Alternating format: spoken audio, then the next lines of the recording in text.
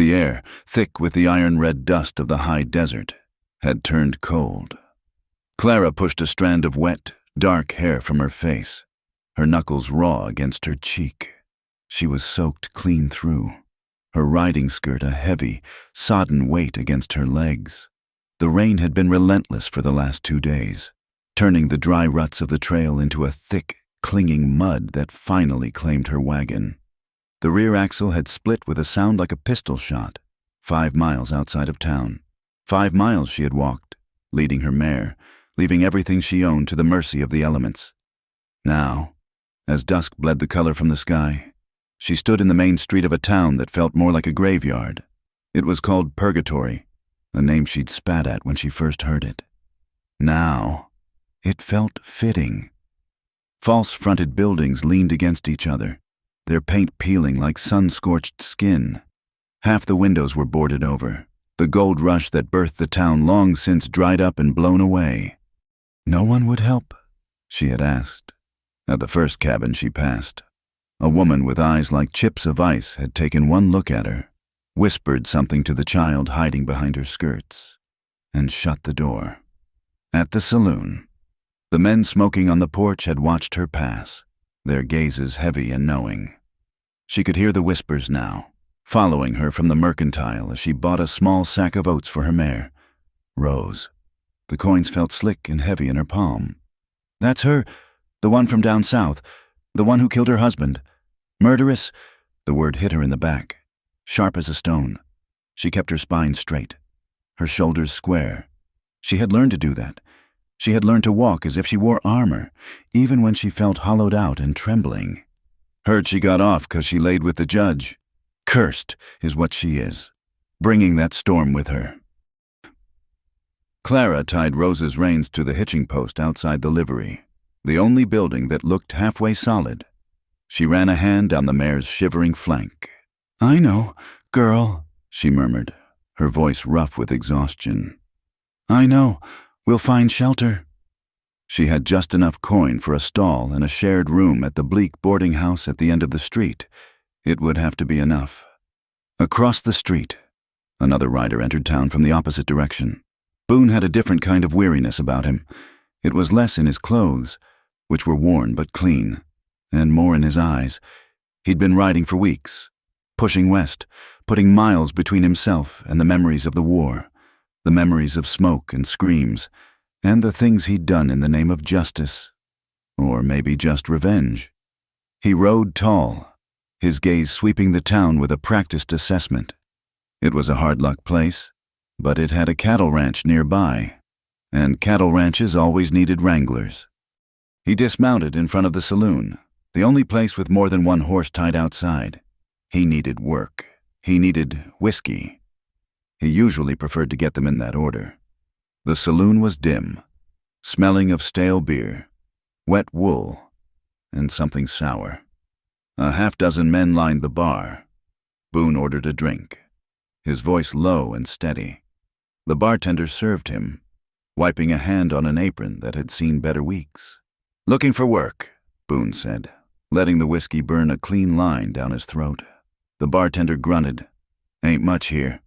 Heard the Cross Arrow was hiring, Boone said, naming the ranch he'd passed on the way in.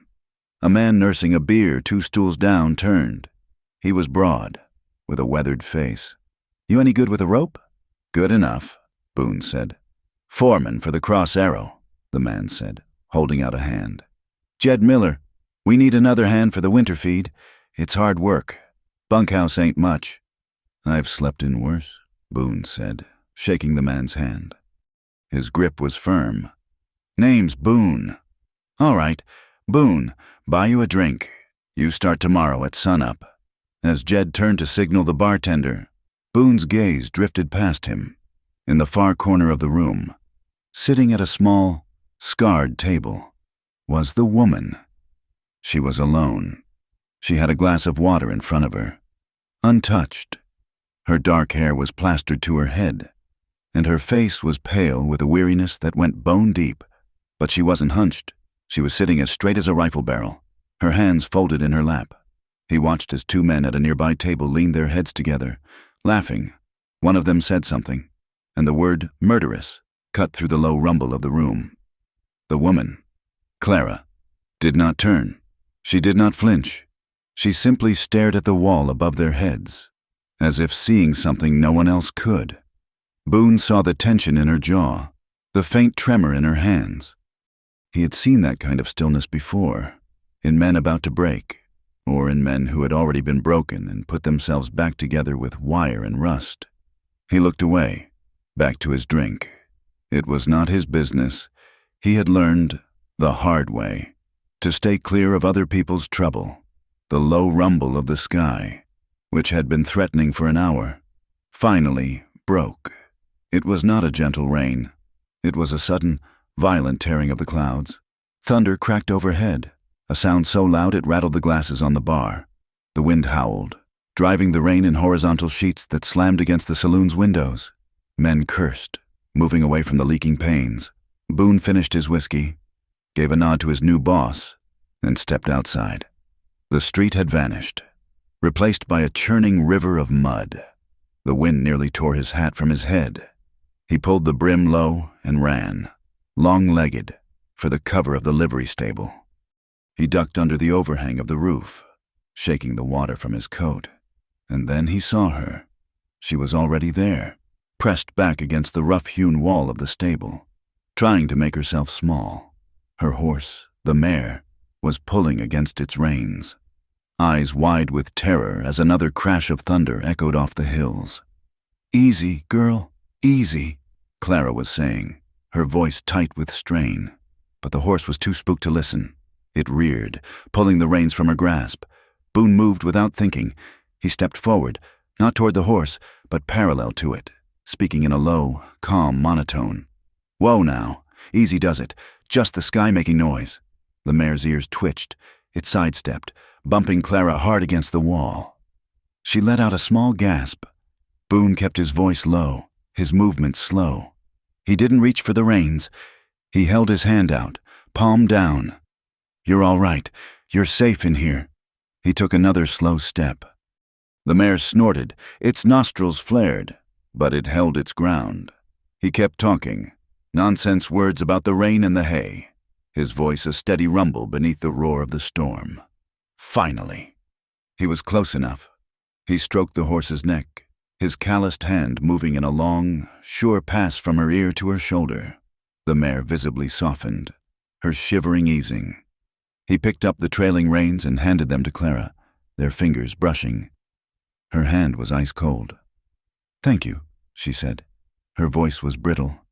"She doesn't like the thunder," Boone stated, stepping back to give them space, though he stayed under the shelter of the roof. "She doesn't like much of anything anymore," Clara replied, her gaze fixed on her horse's mane. "Neither do I." An awkward silence settled between them, filled by the drumming of the rain on the tin roof.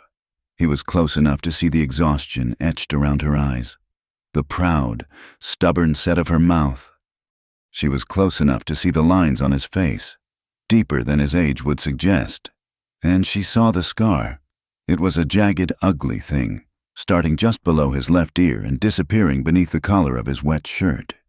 It looked like something had tried to tear him open. She found herself staring, wondering what kind of fight left a mark like that. He saw her looking but didn't move to cover it.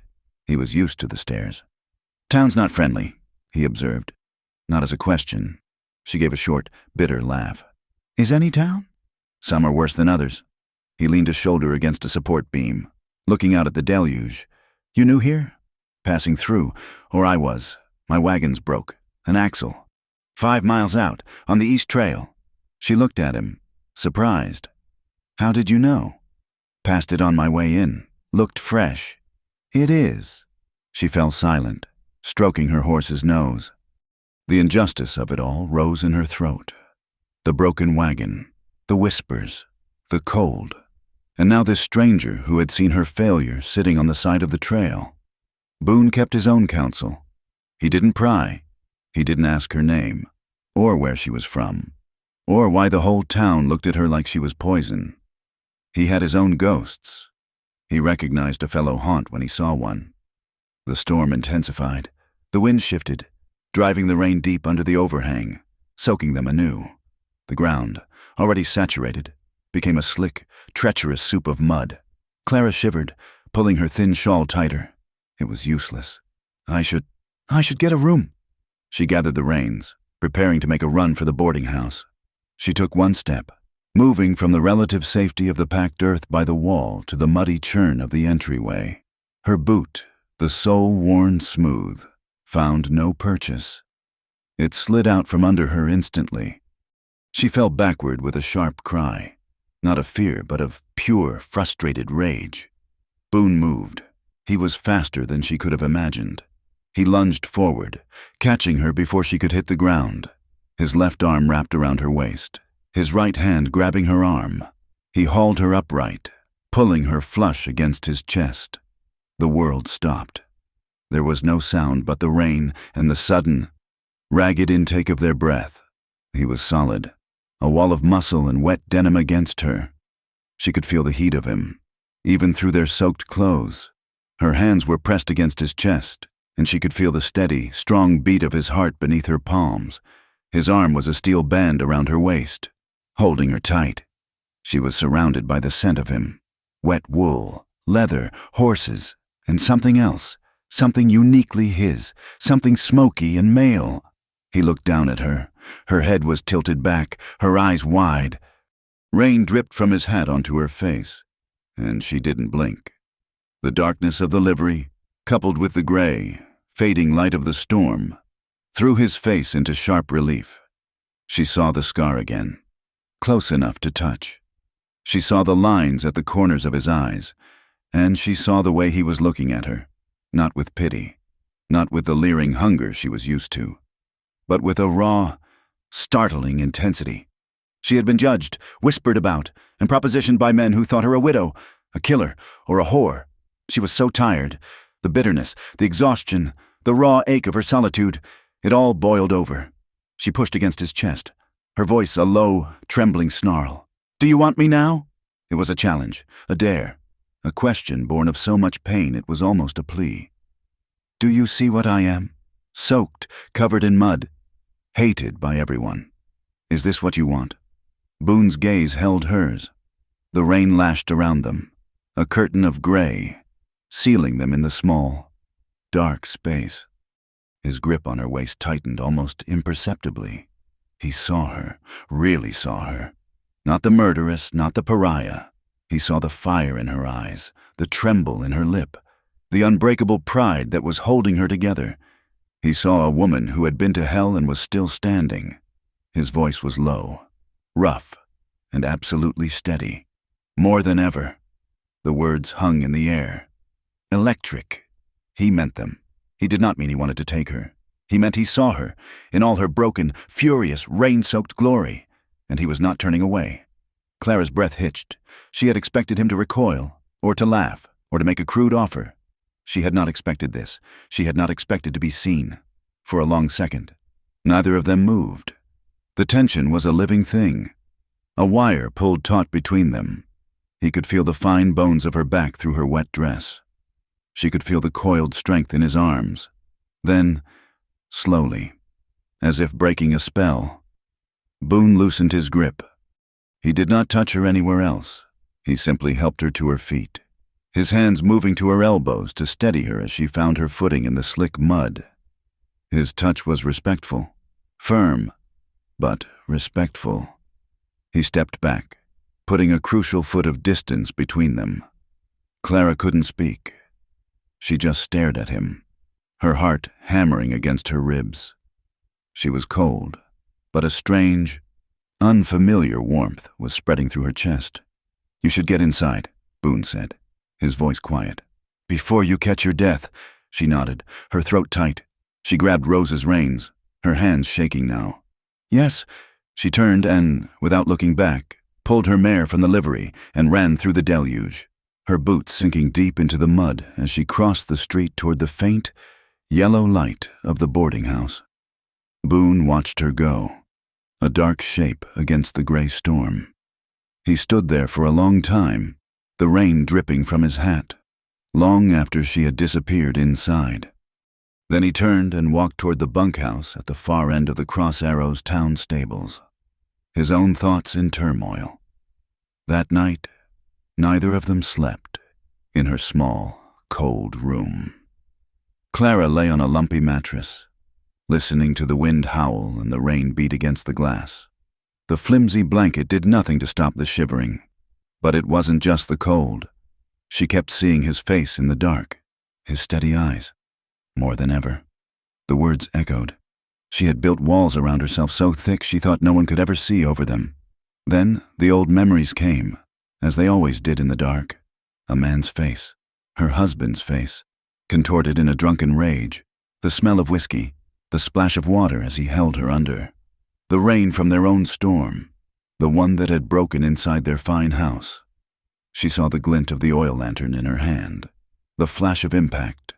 She saw his eyes go wide with surprise, and then nothing. She saw the courtroom, the rows of faces, all of them hard, all of them judging. She heard the whispers. She bought her freedom, the judge. He's a weak man. She must have... She turned, pressing her face into the damp, musty pillow. She had been acquitted, but she had never been set free. Miles away, in the ranch bunkhouse, Boone lay on a narrow cot, his hands linked behind his head. The snores of the other wranglers filled the room, but he was wide awake.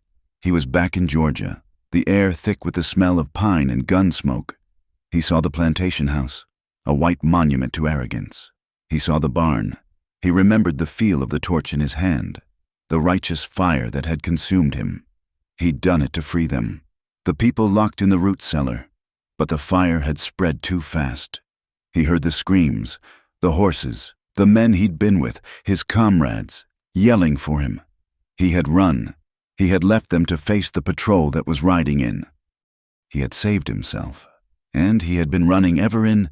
He thought of the woman, her defiance, the sheer raw grit.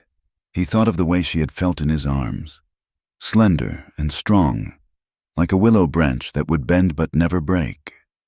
Morning came, the sky a pale, washed-out gray. The rain had finally stopped, leaving a world of mud and broken branches. Boone rose, his decision made before he was fully conscious of it. He collected his pay voucher from the sleepy-eyed foreman, got his tools from the smithy, and walked to the mercantile. He bought a sack of coffee and a thick slice of bacon. He found her by the wagon. She was standing exactly where he knew she'd be, staring at the split axle with a look of pale, quiet despair. She had tried to fix it. A hammer and some nails lay uselessly in the mud nearby. She looked up as he approached, her eyes wary, her posture immediately defensive. "Ma'am," he said, nodding. She just watched him. He set his tools down. "I told you I could fix that." Her pride warred with her desperation. "I don't need your help," she said, the words automatic, but her voice was hollow. Boone didn't argue. He just looked at her, then at the wagon, then back at her. "Suit yourself, but you'll be here till spring waiting for a wheelwright, and I doubt this town has one." He bent down, running a hand over the splintered wood. "It's a clean break. Needs to be braced and set. I can do it. Take me till noon." She looked at his strong, capable hands. She looked at her broken wagon, her whole life strapped down under that canvas. She had no one else. "Why?" she asked, her voice low. "What do you want?" Boone stood up, his gaze steady. He held up the small sack from the mercantile. "Just what I said yesterday. Coffee, hot and black, and maybe a little of that bacon, if you're offering." She was stunned. He was not asking for money. He was not asking for favors. He was asking for coffee. He was offering a trade, simple and clean. She stared at him for a long, silent moment. She saw the scar on his neck, the weariness in his eyes, and the simple, quiet respect in his posture.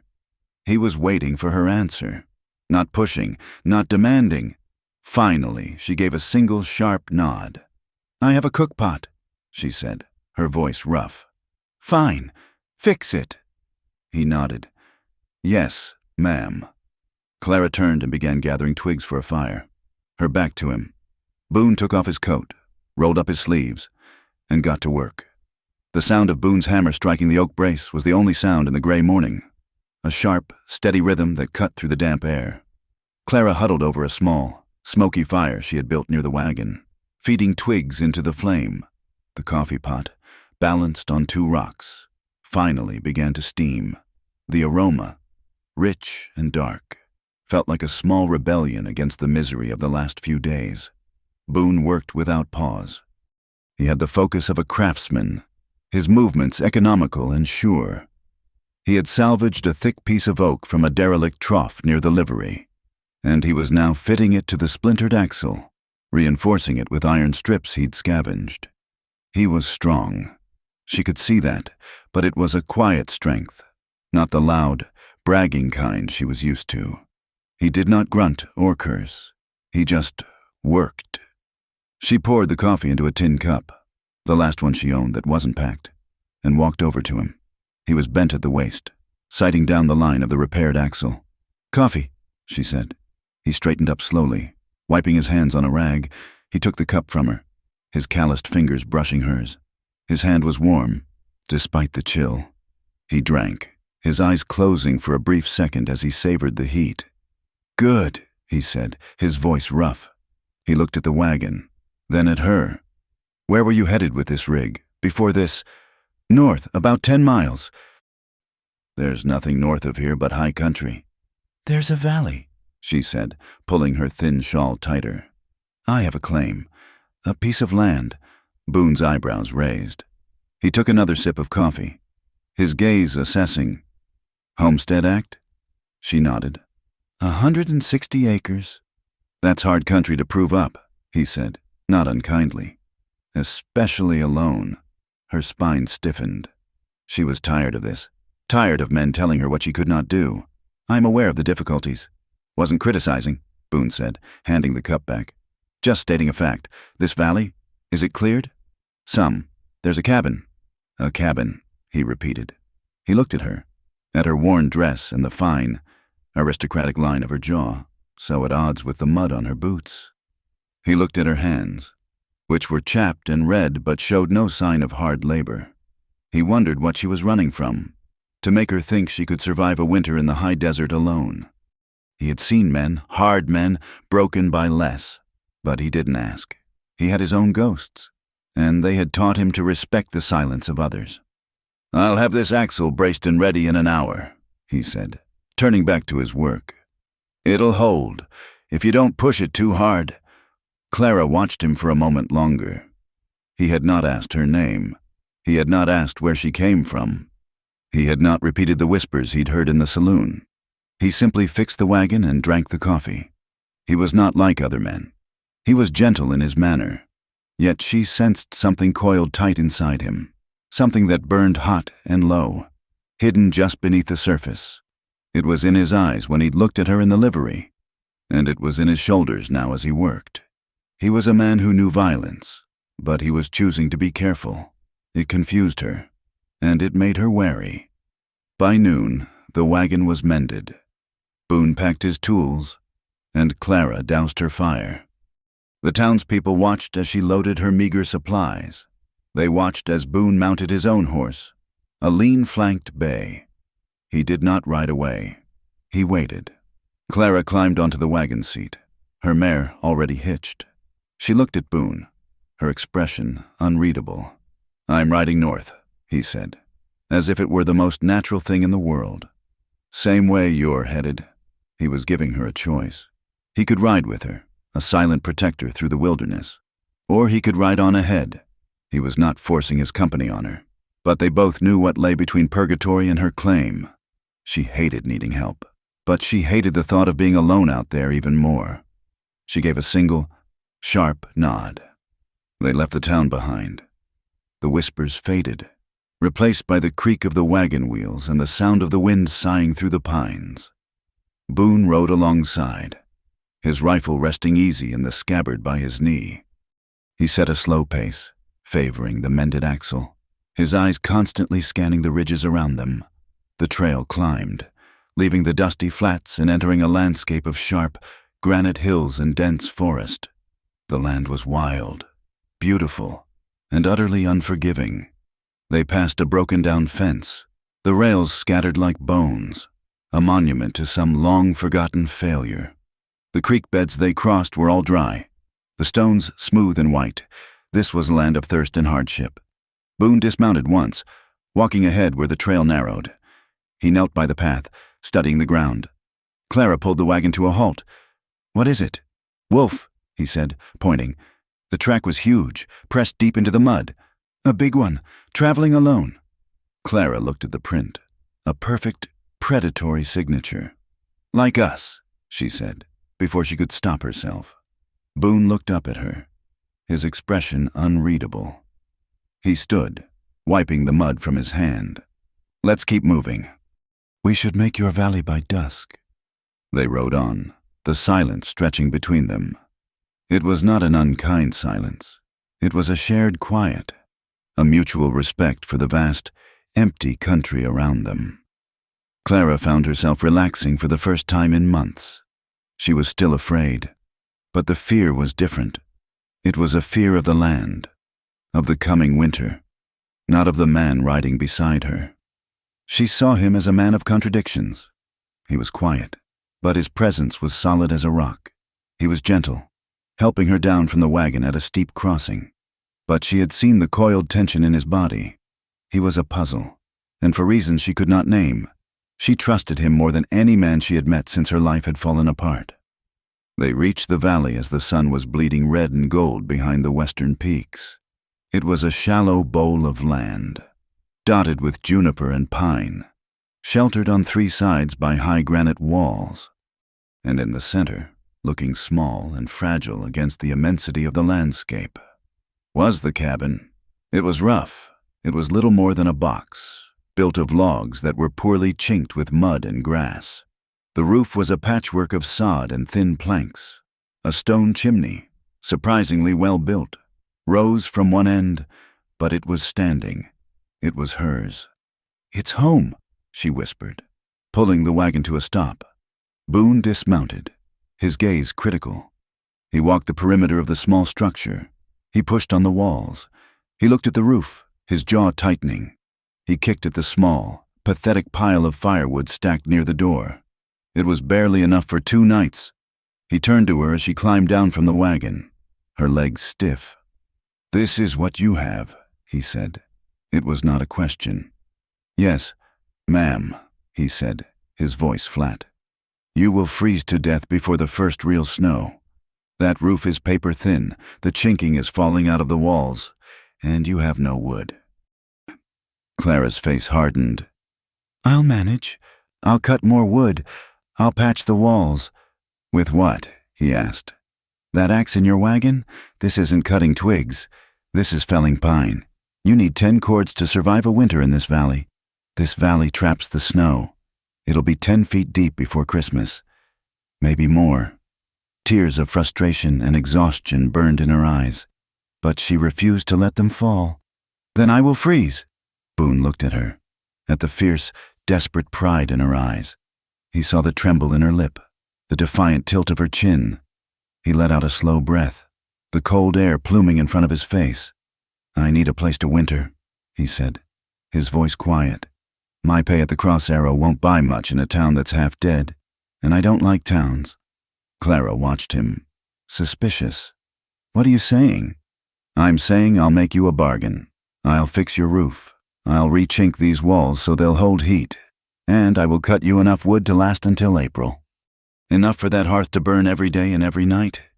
She searched his face for the trick, for the price. "In exchange for what?" "Shelter," he said, gesturing to the crude cabin. "A corner by the fire. I'll sleep on the floor. I provide my own grub. You won't even know I'm here." That was a lie, and they both knew it. The cabin was one room, maybe 15 paces across. They would know every time the other one breathed. It was an intensely intimate, deeply improper proposal. But he was right. She would die here alone. She had come all this way, running from her past, only to be killed by her own stubbornness and the cold. He was a stranger, but he was the only man who had offered her help without demanding her dignity in return. "The floor," she said, her voice firm. "By the hearth, and you keep your rifle close." "Always do, ma'am," Boone said. The bargain was struck. Evening fell. The cabin was small, suffocatingly small. They moved around each other in a careful, awkward dance. He stowed his gear in the corner he had claimed, unrolling his bedroll on the hard-packed earth floor. Clara unpacked her own supplies, her hands shaking slightly. The reality of what she had agreed to was settling in. She was alone, miles from civilization, trapped in a one-room box with a man she barely knew. They ate a meager supper in silence, beans and hardtack. The only sound was the crackle of the small fire Boone had built in the hearth. The shadows danced on the rough log walls, making the room seem even smaller. After they ate, Clara stood, her movements stiff. I need to wash." Boone nodded, his eyes on the fire. She had a small tin basin. She heated water from her barrel over the fire. She looked around, her face pale. There was nowhere to go. No privacy. Boone seemed to understand. Without a word, he stood. He took her one spare blanket and strung it up on a rope that had been left hanging from a roof beam, creating a flimsy, makeshift curtain near the far wall. "Thank you," she whispered. He just nodded again and went back to the fire, turning his back to her. Clara stepped behind the curtain. She felt exposed, vulnerable. She could hear him breathing. She could feel his presence just feet away. Slowly, her fingers numb, she unbuttoned her dress. She heard the rustle of her own clothes as they fell to the floor. Boone stared into the fire, his jaw tight. He heard every sound: the rustle of cloth, the soft, hesitant splash of the sponge, the sound of water dripping from her skin, hitting the basin. Drip, drip, drip. Each drop landed like a hammer blow in the silent room. He pictured her skin, pale in the dim light. He imagined the water tracing a path down her neck, over her shoulders. His hand clenched into a fist on his knee. He was haunted. He was trying to be honorable. He was trying to keep his side of the bargain, but he was a man, and she was a woman, and the space was too small. He thought of the war. He thought of the smell of gun smoke and burning cotton. He thought of the man he'd killed after, the slaver. He thought of anything and everything except the woman behind the blanket. Clara washed quickly, her heart hammering. The sound of the dripping water seemed obscenely loud. She knew he could hear it. She knew he was sitting right there. Was he disgusted by her? Or was he tempted? Both thoughts terrified her. She dressed, her hands fumbling with the buttons. I'm done." Boone stood abruptly. He grabbed his coat and his axe. "Need to split more wood," he said, his voice a low growl. He was out the door before she could say another word, slamming it shut behind him, leaving her alone in the sudden, echoing silence. He stalked to the meager wood pile. The moon was high and cold, casting sharp shadows on the snow-dusted ground. He set a thick round of pine on the block and raised the axe. He brought it down with a grunt, the wood splitting clean. He set another and another. He was not just splitting wood. He was fighting. He was fighting the memory of her, the sound of the water, the agonizing tension that had filled that cabin. He was fighting the fire that burned inside him, the one he kept banked low and hidden.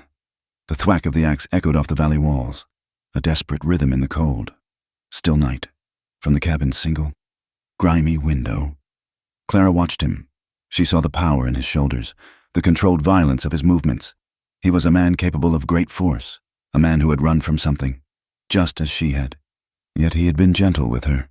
He had offered her a bargain, not an insult. She watched the moonlight catch the scar on his neck as he worked, and a strange, unfamiliar warmth spread through her. It was dangerous. She was fighting her own temptation, a desperate longing for the comfort and safety his presence offered, a longing she could not afford to feel. He worked for an hour, until a respectable pile of wood lay stacked by the door and his breathing was ragged. He finally came back inside, his face slick with sweat despite the cold. He did not look at her. He just went to his corner. checked his rifle, and sat with his back against the wall, staring into the flames. Later that night, the wind began to howl. It started as a low whistle, a mournful sound that crept through the cracks in the logs. By midnight, it was a screaming, roaring monster. A blizzard had rolled in, descending on the valley with a terrifying, sudden fury. Snow plastered the small window, and the cabin groaned under the assault. The world shrank to the four walls of the tiny room, the howling wind a deafening cage around them. They sat by the fire, trapped. The silence inside was heavy, freighted with the storm and their proximity. "The town," Boone said, his voice quiet, just loud enough to be heard over the wind. "They call you names." Clara stiffened, her gaze fixed on the flames. "I don't care what they call me. They said, about your husband." Her hands clenched in her lap. "My husband is dead." He paused, then asked the question, his voice simple, devoid of judgment. "What happened to him?" She should have told him to mind his own business. She should have screamed at him, but he had asked it so quietly, as if he truly just wanted to know. She looked at the fire, and the lie came easily. She had practiced it. She could not tell him the truth.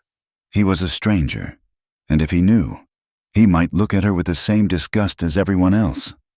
"He was sick," she said, her voice flat. "A fever. It took him fast." It was a good lie, simple, final. But as she said it, her hand, resting on her knee, began to shake. A fine, betraying tremor that came every time she thought of that night, of the lantern, of the rain. Boone saw it. He saw the tremor in the firelight. Slowly, so as not to startle her, he reached out. He covered her trembling hand with his. His hand was huge, warm, and rough as granite. It was not a romantic touch. It was not a gesture of possession. It was an anchor. It was a silent, physical statement. "I'm here. You are not alone." The simple, unasked-for comfort was more than she could bear. It broke through her walls in a way cruelty never could. She yanked her hand away as if his skin had been hot iron. "Don't!" she hissed, her voice sharp with panic. Boone did not flinch. He did not apologize. He simply pulled his hand back, his face unreadable, and returned his gaze to the fire. Hours later, the storm still raging, they prepared for bed. It was an awkward ritual of turned backs and averted eyes. Clara lay on the crude straw mattress, her back to the room. Boone unrolled his bedroll on the floor by the hearth, as promised. He lay down, his rifle beside him, facing the fire. The cabin was dark, save for the dull red glow of the embers. The wind screamed, a constant, high-pitched wail. Clara lay awake, staring into the darkness. She was not cold. Boone had already chinked the worst of the cracks near her bed, but she had never felt so hopelessly, terrifyingly alone. The lie she had told sat like a stone in her stomach. His simple touch on her hand had undone her. It had reminded her what it felt like to be touched in kindness, and the memory was an agony. She was trapped by the storm, trapped by her past, trapped in this room with a man she desperately, dangerously wanted to trust. A small, broken sound escaped her. It was not a sob. It was a breath, a whisper, lost almost completely in the howl of the wind. "I don't want to be alone forever." She said it to the dark, to the storm, to no one, but Boone heard it. In the dim light, his eyes snapped open. He had not been asleep. He had been listening to the storm, listening to the sound of her breathing. He heard the despair in that whisper, the raw, aching loneliness. His muscles tensed. He wanted to move. He wanted to cross the small, dark room. He wanted to sit on the edge of her bed, to touch her shoulder, to tell her she was not alone. Not tonight. He started to push himself up, and he stopped. He closed his eyes, his jaw clenched. She had pulled her hand away. She was terrified. Terrified of him, terrified of being touched. He knew if he crossed that room, he was crossing a line he could not uncross. He knew himself. He knew the fire he was banking. If he touched her now, in the dark, with the storm raging, It would not be simple comfort. It would be taking advantage of her loneliness, of her fear. She deserved better than that. She deserved a choice, one made in the daylight, not one stolen in a moment of weakness. He let out a slow, ragged breath. He turned over, his back to her, facing the dying fire. He would stay on his side of the room. He would be the man who fixed her roof, who cut her wood, who guarded her door. He would not be the man who preyed on her. The cold floor was a welcome penance, a reminder of the bargain he had made. The blizzard lasted 3 days, 3 days of a howling, white void that shrank the world to the 4 log walls of the cabin. The snow piled in drifts that covered the small window, plunging the room into a perpetual, gray twilight. The wind was a constant, screaming reminder of their isolation. They worked. It was the only way to survive the proximity, the deafening intimacy of the small space. Boone was relentless. He had rigged a harness from rope and leather, and he would wrap himself in his greatcoat, tie the rope around his waist, and venture into the whiteout to cut wood. He refused to let the fire dip. He would return caked in ice, his beard frozen solid, and spend hours by the hearth, oiling his rifle, sharpening his axe, or methodically curing the pelts from the few rabbits he had managed to trap before the storm. Clara cooked, baking small, dense loaves of bread in the Dutch oven, stretching their meager supplies. She mended. She took Boone's shirt, the one he had worn in the rain, and patiently stitched the tear in the shoulder. She worked by the firelight, her head bent, the needle moving with a steady, rhythmic grace. They moved around each other with a careful, practiced choreography. He gave her space when she needed to wash behind the curtain. She kept the coffee pot hot for when he returned from the cold. They were 2 silent partners in a grim business of survival. But the silence was charged. Boone kept his bargain. He slept on the floor. He never touched her, but his eyes, she felt them. He was respectful, but his gaze lingered. She would be kneading dough, her sleeves pushed up, and she would feel his eyes on her forearms. He would watch her hands, the dusting of flour, the strength in her fingers.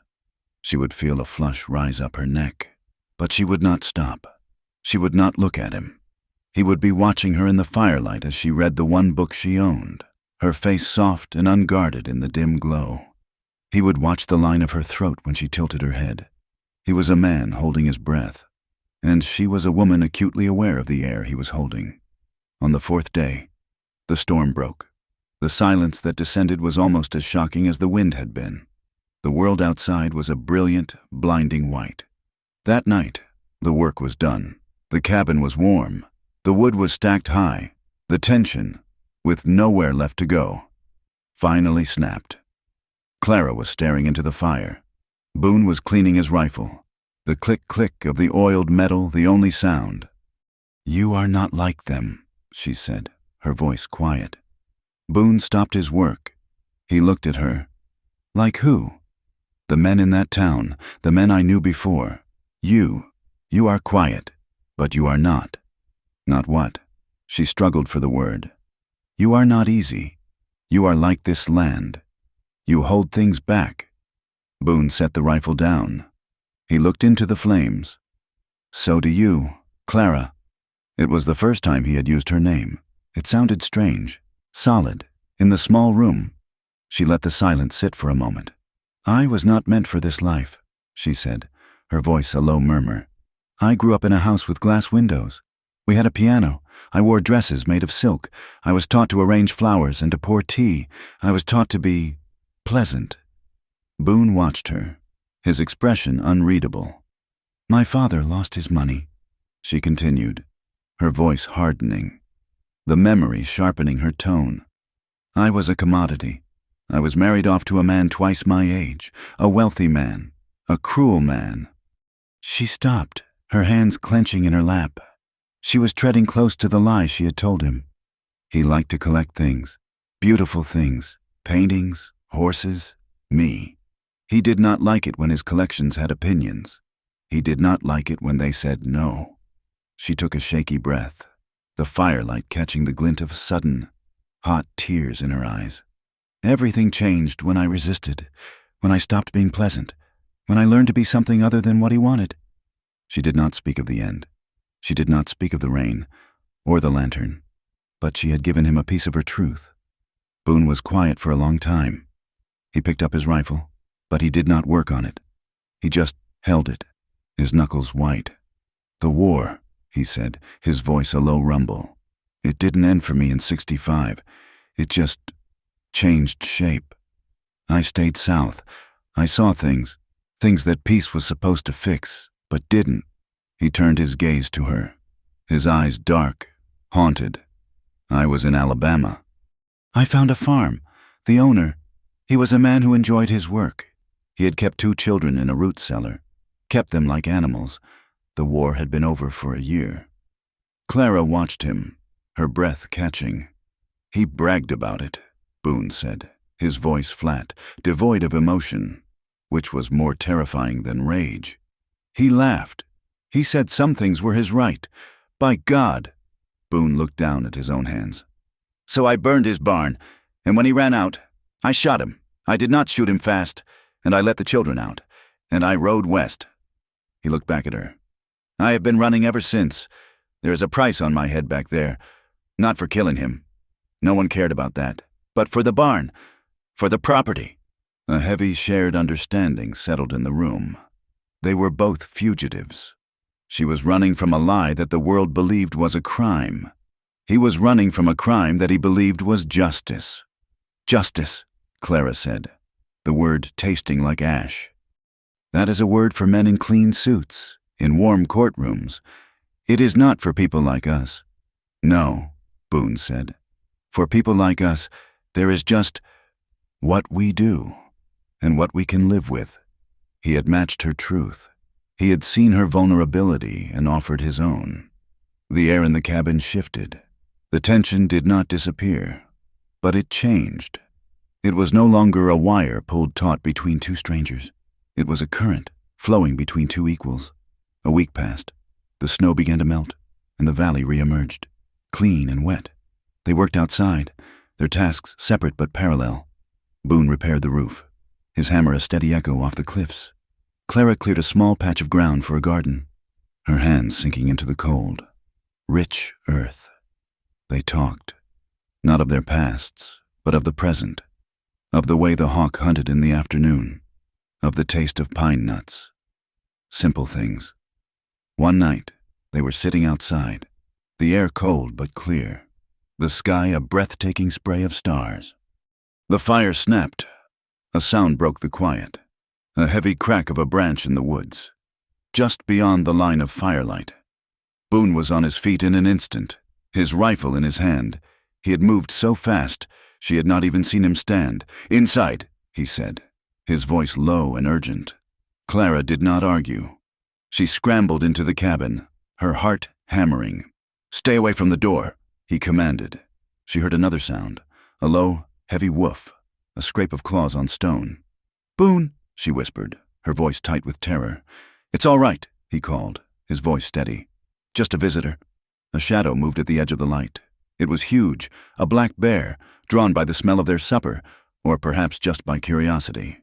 It rose on its hind legs, its form immense against the darkness, and sniffed the air. Clara's breath seized in her chest. It was not just the bear. It was the wilderness. It was the vulnerability. It was the sudden, violent proof of how alone they were, how thin the log walls of the cabin truly were. Boone did not raise the rifle to fire at it. He stood his ground, a solid shadow against the flames. "Get on!" he yelled, his voice a powerful roar that startled her. "Get!" The bear dropped to all fours. Uncertain, Boone fired his rifle, not at the bear, but into the air. The explosion was deafening. It slammed against the valley walls, echoing a dozen times. The bear grunted, a sound of panic, and crashed away through the underbrush, its retreat a rapid, heavy breaking of branches. Silence fell, absolute and ringing. Boone stood for a long moment, listening, his rifle still ready. Finally, he lowered it. He let out a slow breath. He turned and came back into the cabin, ducking under the low door frame. Clara was pressed against the far wall, her hand over her mouth. She was shaking. Not a small tremor, but a violent, bone-deep trembling she could not control. The terror of the moment. The sudden, sharp crack of the rifle. It had brought back another night. Another man. Another moment of violence. "It's gone," Boone said, his voice gentle. He set the rifle by the door. She could not speak. She just shook. He crossed the room to her. "Clara, it's gone. You're safe." He reached out, slowly, and placed his hands on her arms. The trembling was so deep. He could feel it through her clothes. She was ice cold. She looked up at him, her eyes wide and dark with a fear that was older than the bear. He did not pull her away from the wall. He just held her arms, his grip firm, steadying. "You're safe," he said again, his voice a low rumble. She did not pull away. His warmth, his solidity. It was the only real thing in the room. The trembling did not stop, but she made a small, broken sound and leaned forward, her forehead coming to rest against his chest. Boone froze. He had held her in the rain, and she had fought him. He had touched her hand, and she had recoiled. Now, she was seeking his comfort, slowly, carefully. He moved his hands. One arm went around her back, pulling her against him. His other hand came up to cradle the back of her head, his fingers tangling in her hair. He just held her. He stood there, solid as an oak, and let her shake. He held her as the adrenaline faded, as the echoes of the gunshot died, as her fear finally began to subside. She felt the steady, slow beat of his heart under her cheek. It was the most calming sound she had ever heard. Her trembling eased. She did not pull away. She stayed there, her hands clutching his shirt, breathing in the scent of him, smoke, pine, and safety. He looked down at the top of her head, his chin resting on her hair, the tension in his own body, the fire he kept banked, was rising. She felt so small in his arms, but so strong. He had never wanted anything more than he wanted to protect this woman. After a long time, she stirred. Her hands loosened on his shirt. She tilted her head back, looking up at him. Her face was pale in the firelight. Her lips were parted. Her eyes were still dark, but the terror was gone. In its place was something else, something raw and real. He should have let her go. It was the honorable thing to do. He had given his word, but he had said more than ever, and he had meant it. He lowered his head, slowly. He gave her time to turn away, to say no, to push him back. She did not move. She watched him come, her eyes locked on his. He kissed her. It was not a gentle kiss. It was not a polite, exploratory touch. It was a kiss of truth. It was slow, at first, acclaiming. The roughness of his beard against her soft skin. The pressure of his mouth, firm, sure. He tasted of coffee and smoke. Then she made a small sound, a sound of surrender, and her hands moved from his chest to his shoulders, pulling him closer. The kiss deepened. It became urgent. All the days of watching, all the nights of listening to each other breathe, all the shared silence and spoken truths, it all poured into that kiss. It was a kiss of hunger, of loneliness, of two people who had been starving for a single, honest touch. He pulled back, just an inch, his breathing ragged. His forehead rested against hers. "Clara," he whispered, his voice rough. He was giving her one last chance to stop this, to send him back to his side of the room. Her eyes were closed. She was trembling again. But this time, it was not from fear. "Don't be gentle," she whispered, her voice fierce. He stopped. The words hit him harder than the bear. He pulled back enough to see her face. "What did you say?" She opened her eyes. They were burning. "I have been handled gently by men who meant to break me. I have been treated like glass by men who wanted to see me shatter." Her fingers dug into his shoulders. "I do not want gentle. I want the truth. I want you." He hesitated. He saw the desperation in her, the raw need, but he also saw the strength. This was not a plea from a victim. It was a demand from a survivor. She was choosing this. She saw his hesitation, his ingrained respect warring with his desire. "Please," she insisted, her voice breaking. "Boone, please." That broke him. He did not kiss her again. He swept her up into his arms, one arm under her knees, the other around her back. She weighed almost nothing. He carried her the few feet to her narrow bed and laid her down. Not gently, but with purpose. They did not undress slowly. Their clothes were a hindrance, an enemy. Buttons were torn, laces were pulled free. It was a frenzy, messy, intense, emotional. He came down over her, his body covering hers. And for the first time in her life, she did not feel crushed. She felt shielded. His hands were rough, calloused, but they were worshipful. His mouth was everywhere, on her throat, her collarbone, her breasts. He was unmaking all the cruelty she had known, replacing it with a desperate, hungry adoration. And she met him, matching his intensity. She was not passive. She was fire. She pulled him closer, her legs tangling with his, her hands in his hair, at his back, urging him on. It was a collision. It was two halves of a truth, hidden for too long, finally fitting together. It was raw and honest, and it was not gentle at all. Afterward, as the fire burned low, she wept. She turned on her side, away from him, and the sobs broke from her. They were not the quiet, trembling tears of before. They were deep, shuddering, agonizing sounds, a release of years of pain, of loneliness, of fear. Boone lay beside her, his breath still heavy. He did not speak. He did not shush her. He waited. Then he moved. He pressed his body against her back, wrapping one arm around her waist, pulling her tight against his chest. He was her anchor again. He buried his face in her hair. "It's all right," he murmured. "I'm here." He kissed her tears. He kissed the salt from her skin, from her temple, from her cheek. He just held her, sharing his warmth, until the sobs finally quieted into shaky breaths, and she slept, safe in his arms for the first time. Morning came, sharp and bright. The light flooding the snow-covered window was merciless. Clara woke first. She was tangled in the blankets, her body sore, her skin smelling of him. He was not in the bed. She sat up, pulling the blanket around her. He was by the hearth, fully dressed, his back to her, stoking the fire. The silence was awkward, heavy. The small cabin, which had held so much intensity, now felt charged and fragile. What had they done? What did this mean? Boone was at the hearth, stoking the fire. "There's coffee," he said, his voice flat. He did not look at her. He grabbed his rifle and his traps. "Going to check the lines.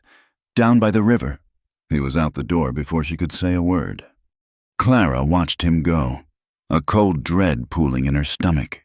His curtness, his refusal to meet her eyes. She had done it. She had scared him away. She had asked for the truth, and it had been too much. He was leaving. He was just like everyone else. He was running. The fear that clutched her was sharp and familiar. She hated herself for feeling it.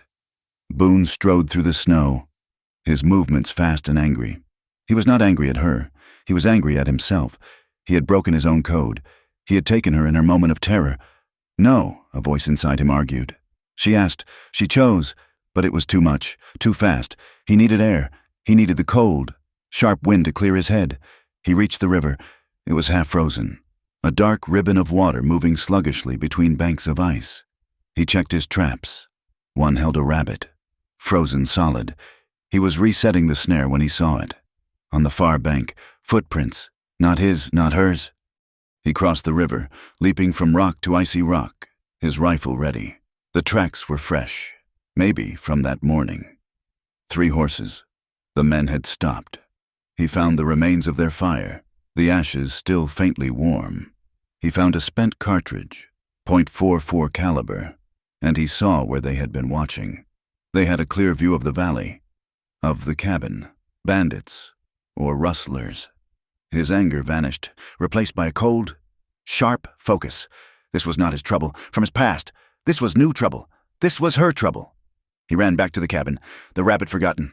He burst through the door, his face grim. Clara was dressed, her hair severely pulled back. She looked up, her face pale and defiant. "You're back," she said, her voice brittle. There were men, he said, cutting her off. He went to the wall, checking his ammunition. 3 of them, down by the river. They've been watching the cabin. She stared at him. What? He turned to her, his eyes intense. Where is your rifle? It's in the wagon. Get it, he commanded. And keep it close. Keep it loaded. Do not leave the cabin. Do not go near the window. Understand? His tone, the hard command. It was the worst thing he could have said. She had just spent the morning terrified he was abandoning her. Now he was back, not with tenderness, not with reassurance, but with orders. He was treating her like a child, like a possession to be protected. I am not your prisoner. Boone, she said, her voice shaking with a cold fury. I have been taking care of myself for a long time. Clara, this is not a game. These men are not from the town. They're drifters. And I am not a frightened girl who needs to be locked away. I need supplies. I was going to ride to Purgatory. No, he said, his voice flat. You will not tell me what to do. It was a reckless, prideful act. She was not just defying him. She was defying the fear she had felt that morning. She was proving to herself that he did not control her, that no one controlled her. Clara, do not go to that town. She grabbed her coat and her hat. She brushed past him, her shoulder hitting his chest. I will be back before dark. Damn it, woman, he roared. But she was already out the door, marching to the lean-to where her mare was tied. She ignored his warning. She ignored the tracks in the snow. She saddled Rose with trembling, angry hands, and she rode out, not looking back. The ride to Purgatory was cold. With every mile, her anger cooled, replaced by a growing knot of dread. But her pride would not let her turn back. She rode into the dusty main street. It was quiet, too quiet. The men on the saloon porch stopped talking. They did not just leer. They watched her with a new, knowing curiosity. They looked from her to the empty trail behind her. She tied her horse at the mercantile, her hands steady, though her heart was pounding. She would get her supplies. She would prove she was not afraid.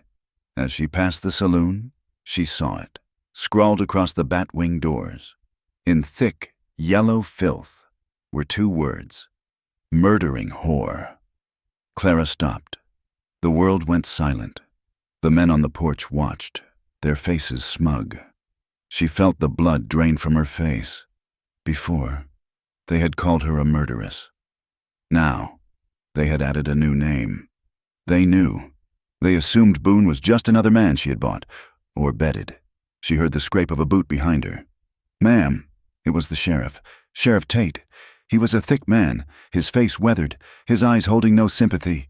You shouldn't be here, he said, his voice low. Someone, she said, her voice a thin, reedy thing she did not recognize. Did that? The sheriff spat a stream of tobacco juice into the mud. People talk. You show up half dead. Then that drifter, Boone, he quits a paying job at the Cross Arrow and follows you into the hills. People add it up. It is none of their business. Ma'am, the sheriff said, his voice hardening. It becomes my business when it brings trouble. And you seem to bring a lot of it. He nodded at the door. Bad blood always returns, one way or another. He looked her up and down, his gaze lingering. His or yours makes no difference to me. I'd suggest you and your wrangler move on before something ugly happens. He tipped his hat and walked away, leaving her standing alone in the street, the filthy words burning into her eyes, the leers of the men on the porch like hands on her skin. She had ridden to town to prove her independence. She had only proven that she had no place left in the world that was safe. The ride back from Purgatory was a journey through a landscape of shame. Clara did not feel the cold. She did not feel the hard leather of the saddle. She felt only the echo of the sheriff's words and the searing image of the yellow filth on the saloon doors. Murdering whore. She had ridden in to claim her independence. She returned carrying a new, heavier burden. The whispers had become a public accusation. When she saw the cabin, and Boone standing outside the door, his rifle resting in the crook of his arm. She felt a cold, hard knot of fury. He had been waiting. He had known. His warning had not been about her safety.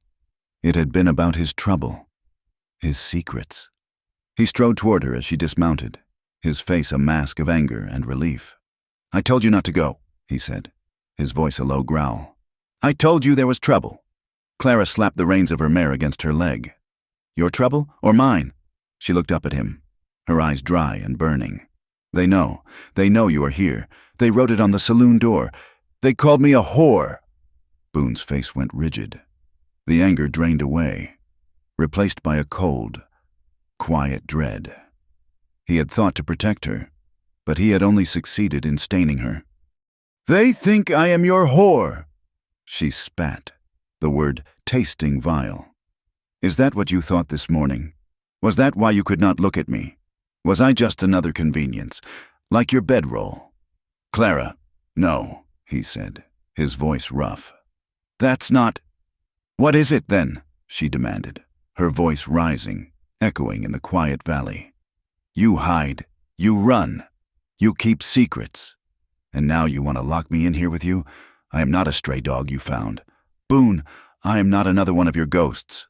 She was trembling, but not from fear. It was rage. The humiliation from the town had found its target. "You can't fight ghosts alone." "Clara," he said, his voice pleading. "The town, the men I saw, you can't face them by yourself." "And you?" she lashed out, jabbing a finger at his chest. "You will be here to help? For how long? A week? A month? You said it yourself. You are a man who runs. You will leave. You will leave. Just like everyone else." She brushed past him, her shoulder slamming into his, and went inside the cabin, pulling the door shut with a force that rattled the frame. Boone stood outside, the cold seeping into his bones. "You'll leave like everyone else." The words hit him harder than her hand could have. He had spent the morning trying to figure out how to protect her from his past, only to realize he had become the man who was hurting her in the present. The next day, the tension in the cabin was a physical thing. It was thick, cold, and suffocating. They did not speak.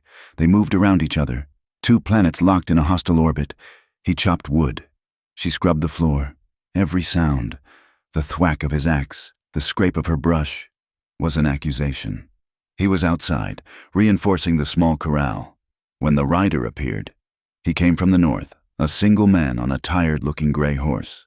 He was not one of the drifters Boone had seen by the river. This man was different. He wore a long, dark coat and a flat-brimmed hat. He sat his horse with a lazy, patient arrogance. Boone dropped his axe and unholstered his pistol, holding it down by his side. He walked to the edge of the clearing, placing himself between the stranger and the cabin. Clara watched from the window, her heart leaping into her throat. The rider stopped 20 yards away, raising one hand, palm out. "Easy, friend. Just looking for a man." "You found one," Boone said, his voice flat. The man smiled. It was not a pleasant expression. "I'm looking for a specific one. Man who answers to Boone, or maybe Culpepper, back in Alabama." Boone's blood ran cold. The man dismounted, slow and easy, his coat pulling back to reveal a badge pinned to his vest. Not a sheriff's star. A Pinkerton agent, a bounty hunter. "Name's Rourke," the man said, still smiling. "And you, friend, have a price on your head, a high one, arson and murder." "That man," Boone said, his voice deadly quiet, "died in the war." Rourke chuckled. "He didn't. He just ran west, burned a man's barn, shot him in the gut, and left him to crawl. That's what the warrant says." He tilted his head, looking past Boone at the cabin. "Got yourself a nice little setup here. A woman, a claim. You thought you could just disappear." "This is my land," Boone said. "You're trespassing. Get on your horse and ride out of this valley."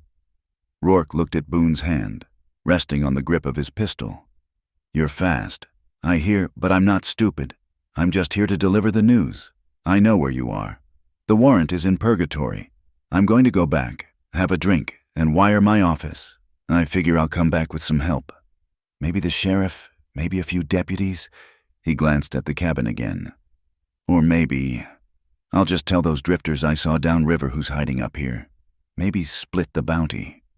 "You do," Boone said. "And you'll never leave this valley." The threat hung in the air, cold and absolute. Rourke studied Boone's eyes. He saw no fear. He saw a promise. Rourke's smile faded. "Have it your way, Culpepper," he said.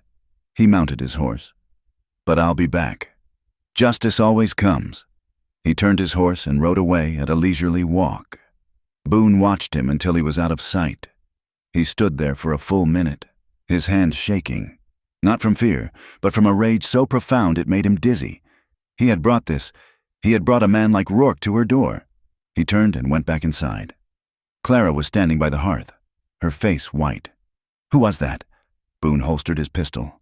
He would not burden her with this. He could not. It was his ghost. "Just a drifter," he lied, his voice rough. "Lost his way, looking for the main trail." Clara looked at him. She had seen the man's badge. She had seen the way he looked at Boone. She had seen the threat that passed between them. And now, Boone was lying to her. He was shutting her out. The small, fragile trust they had built was gone, shattered by his secret. "You're a liar," she said, her voice flat. "Clara, go to hell. Boone!" She turned her back to him, staring into the flames. He had just proven her right. He was a man of ghosts, and he would always choose them over her. That night, she cried herself to sleep. Silent tears of betrayal. She had offered him her body, and he had given her lies. Boone did not sleep. He sat by the dying fire, his rifle across his knees, and he planned. Rourke was right. He had to leave. He had drawn the target to this valley, to her. The only way to protect her was to draw it away. Before dawn, he moved. He thought she was asleep. He moved with practiced silence, gathering his few possessions, his bedroll, the last of his ammunition, the small sack of jerky she had made. He packed his saddlebags, his movements quick and efficient. He was a man preparing for war. He would ride out, lead Rourke on a chase, and disappear into the mountains. She would be safe. The town would forget her. She could survive. He had his hand on the door latch when her voice, small and broken, cut through the darkness. "So that's it." He froze. Clara was sitting up in her bed, the blankets clutched to her chest. In the faint, gray light of the pre-dawn, he could see the tracks of her tears on her face. "You're running," she whispered. "After everything, you are just going to disappear." "Clara, I have to," he said, turning to face her. "That man yesterday, he's a bounty hunter. There's a price on my head. I'm drawing danger to you. And you think leaving me alone is protecting me?" Her voice cracked. "You think the danger is what I'm afraid of? I have lived with danger my entire life. I am afraid of this." She pointed a trembling finger at him, at his packed bags. "I am afraid of being alone again. I am afraid of men who make promises and then vanish in the night." "This is not vanishing," he argued, his voice desperate. "This is drawing fire. I am doing this for you." "No!" she cried, throwing back the blankets and standing. She did not care that she was in her thin nightgown. "You are doing this to me. You are just like my father, who left us with nothing. You are just like my husband, who promised to cherish me and tried to kill me. You are a man who runs. You told me you ran. I did not believe you would run from me." She was sobbing now. Open, desperate sobs. She stumbled toward him and grabbed the front of his shirt, her fists clutching the thick wool. "Don't you understand?" she pleaded, looking up at him, her face a ruin of despair. "I don't care about your bounty hunter. I don't care about your ghosts. Let them come. We will fight them. But don't you dare disappear. Don't you dare leave me. I will not survive that. I will not." He looked down at her, at this fierce, broken, magnificent woman, and his resolve crumbled. He had thought he was saving her, but he was destroying her. "Clara," he said, his voice thick. My past, it's not just a barn. It's blood. And mine? She said, her voice raw. Do you think mine is any different? The argument stopped. The air went still. She had to make him understand. She had to show him her ghosts. So he would stop running from his, "You have to know," she whispered, her hands shaking, her grip on his shirt turning white. "You have to know what you are leaving." She took a ragged breath. "I lied to you. About my husband. He didn't die of a fever." Boone waited, his hands coming up to rest on her arms, holding her steady. "He beat me," she said, the words falling like stones into the quiet room. "For 2 years, he beat me when I spoke out of turn. He beat me when I did not smile. He thought he owned me." She looked away, her gaze unfocused, seeing the past. "I found out he was involved in something terrible. Land fraud. He was stealing from families. I was going to leave him. I was going to testify. He found out," she continued, her voice hollow. "The night he died, there was a storm, like the one we had, so much rain. He was drunk. He grabbed me by the hair and dragged me outside, into the mud. He was laughing." Her breath hitched, a dry, tearing sound. "He dragged me to the rain barrel. He said if I liked the water so much, I could have it. He pushed my head under. He held me there. I fought, but he was so strong. I couldn't breathe. I saw spots. I was dying. He was drowning me. And he was laughing." Boone's hands tightened on her arms, his knuckles white. He was no longer breathing. I was flailing," Clara whispered. "My hand. It hit the lantern on the bench. The one I used for the root cellar. I grabbed it. I didn't even think. I swung it. As hard as I could. I hit him in the side of the head." She looked up at Boone, her eyes wide, haunted. "The oil. The glass broke. The fire. It went all over his shoulder, his face. He screamed. He let me go. He fell back, batting at the flames. I just ran. I ran into the house and I locked the door. I hid. I listened to him scream. I listened until he stopped." She was trembling violently now. "The next morning, he was dead. The rain had put it out. But he was dead. The town. They said I did it for his money. They said he would never have hurt me. They said I lured him outside and I set him on fire. That I was a monster. A murderess." She finished. The entire, ugly, terrible truth was out, lying in the small space between them. She was exposed, raw, waiting for the judgment. She waited for him to recoil, to look at her with the same disgust as everyone else. Boone did not recoil. He did not move. He just looked at her, and his expression, which had been hard with anger and then horror, softened. He saw her. He saw the woman in the mud. He saw the girl who had been taught to arrange flowers. He saw the survivor who had grabbed the lantern. He pulled her to him. It was not a kiss. It was an embrace so total. It felt as if he was trying to merge their two broken bodies into one. He pulled her against his chest, his arms a steel cage around her, his hand burying itself in her hair, holding her head against his heart. He held her as she shuddered, her confession finally spent. He leaned back, just enough to see her face.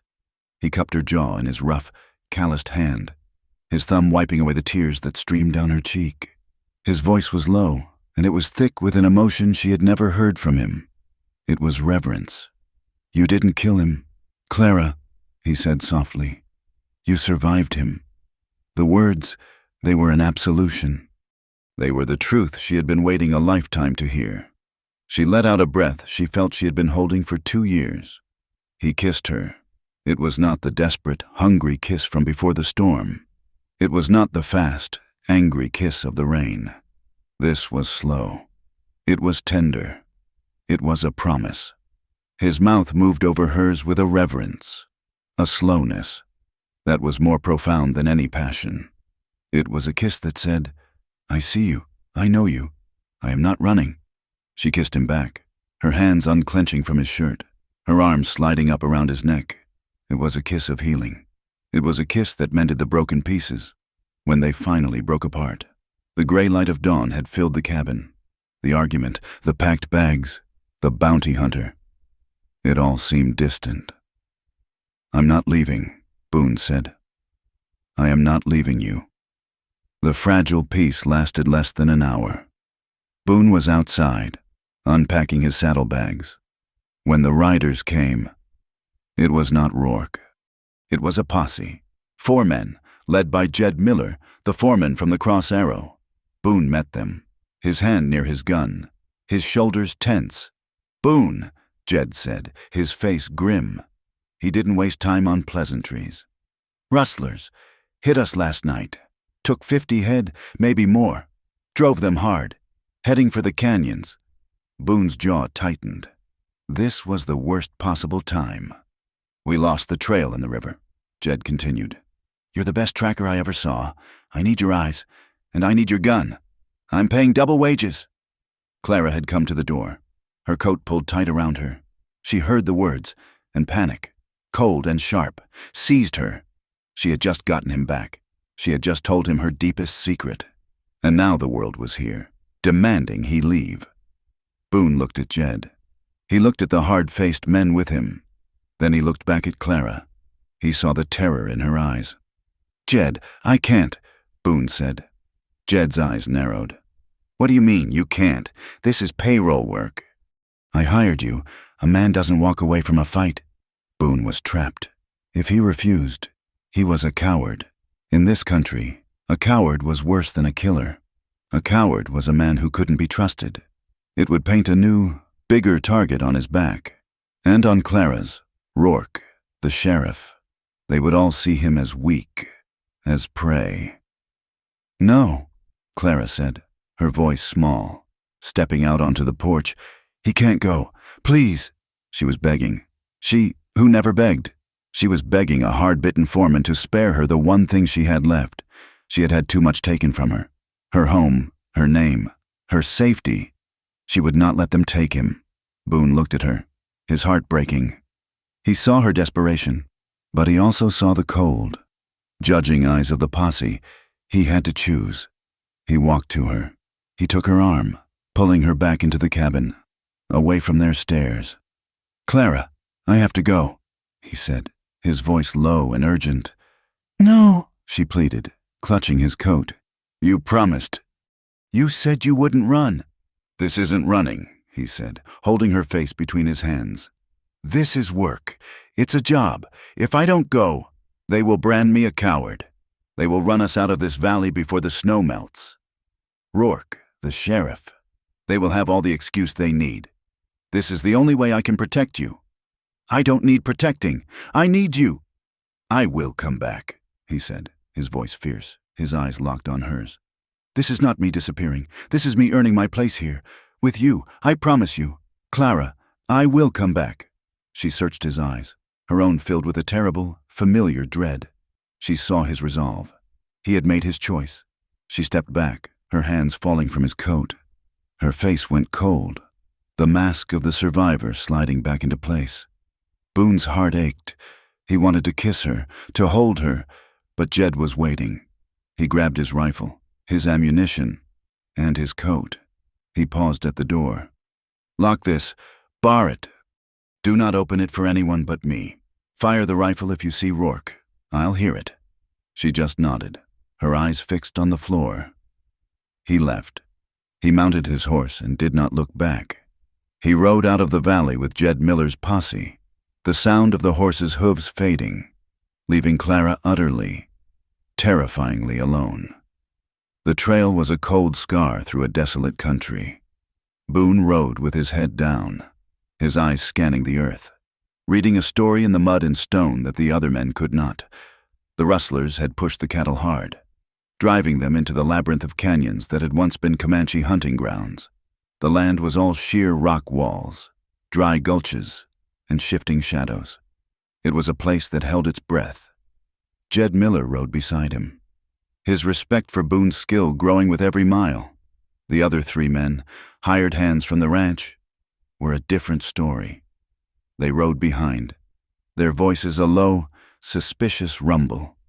"Never liked that drifter," One of them, a man named Harl, muttered, just loud enough for Boone to hear. Shows up from nowhere. Takes up with the town killer. He's tracking, ain't he? Another rider said. He's something, Harl spat. But I don't trust a man who won't drink with you. And I sure don't trust a man who beds down with a woman who set her own husband on fire. Boone's hand tightened on his reins, but he did not turn. He kept his eyes on the trail. Jed Miller shot a warning glance over his shoulder. That's enough. Harl, his past ain't our business. That track is... He's got no ties, Harl pressed, ignoring his foreman. Man with no ties, tracking men with a 50-head bounty. How we know he ain't one of 'em? How we know he ain't leading us right into a box canyon? Boone pulled his horse to a dead stop. The posse halted around him. The canyon was suddenly, terribly silent. Slowly, Boone turned in his saddle. His eyes, cold and flat as river stones, locked onto Harl. He did not speak. He just looked. He looked at Harl until the man's smug expression faltered, until he shifted in his saddle, his hand moving nervously toward his pistol. You got something to say, Harl? Boone's voice was low, a bare rumble. You say it to me, not to the rocks, but I'm telling you now. You only get to say it once. The threat was naked, absolute. Harl's face flushed. He was a bully, not a gunman. He looked away, muttering into his chest. I thought not, Boone said. He turned back to the trail. They're close, 2 miles. They're winded, and they're fools. They left a clear sign at the stream crossing. He spurred his horse forward, the tension in the group now a palpable, vibrating thing. They were no longer a posse. They were 5 men riding toward a fight, and they did not trust each other. Back at the cabin, Clara barred the door. The sound of the heavy wooden beams sliding into place was a hollow, lonely sound. The valley was silent. The echo of the posse's horses was gone, swallowed by the pines. She was alone. She paced the small room, her rifle in her hands. Boone had told her to keep it loaded. She checked the chamber. It was ready. She spent the day in a haze of dread, starting at every sound. The snap of a twig, the cry of a hawk, the wind. Every gust sounded like a footstep, like a horse. She was a prisoner in her own home, trapped by the man who was supposed to be saving her. By late afternoon, the light in the valley was beginning to fade, turning the snow a dull, bruised purple. She was adding wood to the fire when she heard it. A horse, not a group, a single rider, coming at a slow, confident walk. She ran to the window, peering through the grimy glass. It was him, Rourke. Her blood turned to ice. He was not supposed to be here. He was supposed to be in purgatory, drinking, wiring his office. He was supposed to be Boone's ghost, not hers. He dismounted, bold as brass, 20 yards from the door. He did not draw his weapon. He just stood by his horse, smiling that same awful smile. Ma'am, he called out, his voice carrying easily in the cold, still air. I know you're in there. I just want to talk. Where's your man? Where's Culpepper? Clara pressed her back against the wall, her rifle tight in her grip. He's gone. He's not here. Rourke chuckled, a low, patronizing sound. Now, why don't I believe that? You think I didn't see that posse ride out? You think I don't know he stayed behind? He's in there with you, isn't he? Hiding behind your skirts. He's gone, she cried, her voice high with panic. Go away. I don't think I will, Rourke said. He took a step toward the cabin, then another. He was walking to the door. I'm a patient man, but I'm also a practical one. I've got a warrant for him, and I'm willing to bet the sheriff would pay good money for the accomplice who's been hiding him. He was at the door. He tried the latch. It was barred. Open this door. Mrs. Thorne. His voice was hard now, the pretense of civility gone. Go away. I have a rifle. He laughed. You won't use it. You're a killer, not a fighter. You murder men in their sleep. He put his shoulder to the door. The wood groaned. He was testing it. Open it, he snarled, or I will. And I'll drag you into purgatory and tell every man in that saloon that you're mine, just like you're his. He slammed his shoulder against the door again. The bar shuddered. This was it. It was happening again. A man, filled with rage and arrogance, trying to break down her door, trying to take what he wanted. She thought of her husband. She thought of the rain barrel. Rourke hit the door again. A massive, splintering crash. The bar cracked. Clara raised the rifle, her hands shaking, her breath coming in short, sharp gasps. The door burst open. The bar split, flying across the room. Rourke stumbled in, his face a mask of triumph and rage. He saw her, saw the rifle, and his smile faltered. But he did not stop.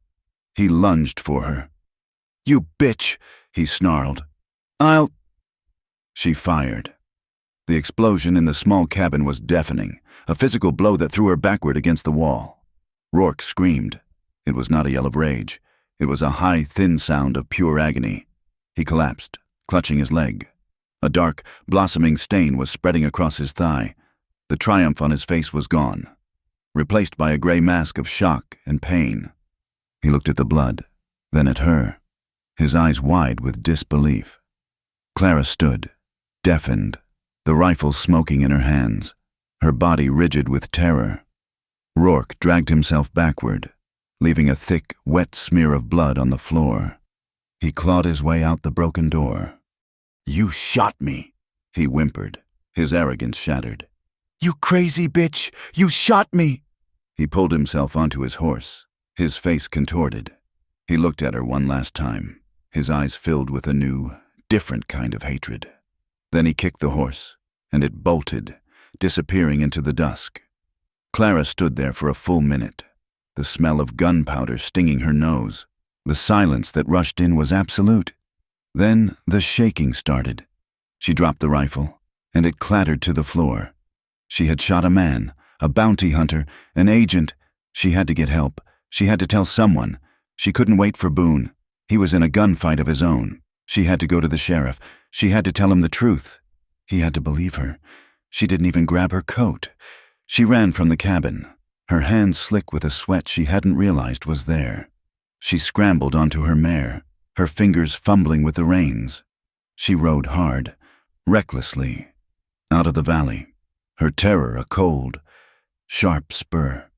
The ride to purgatory was a nightmare. The dusk turned to full dark. The wind was rising, carrying the sharp bite of a new storm. She rode with the image of Rourke's bleeding legs seared into her mind. When she reached the town, her horse was lathered, her hair wild. She half fell from the saddle and ran into the sheriff's office. Sheriff Tate was at his desk, his feet up, a cigar in his mouth.